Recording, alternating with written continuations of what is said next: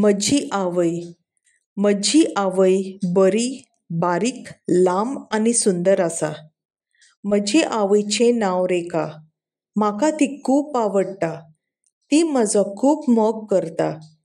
ती सकाळीं उठून म्हाका शाळेक वचपाक तयार करता आनी म्हाका शाळेक पावयता. ती म्हाका मागणें करूंक शिकयता आनी म्हजो अभ्यास वेळार घेता. ती म्हाका सगल्या कडेन माये मोगान उलोवंक सांगता आनी बरी वागणूक शिकयता. म्हजी आवय बरें रुचीचें जेवण रांदता आनी आमचें घर खूब साफ दवरता. ती आमकां भोंवपाक व्हरता. म्हजी आवय एकदम बरी मनीस. ती घरांत सगल्यांक बरे भाशेन लेखता आनी आमचे पासत खूब कश्ट करता.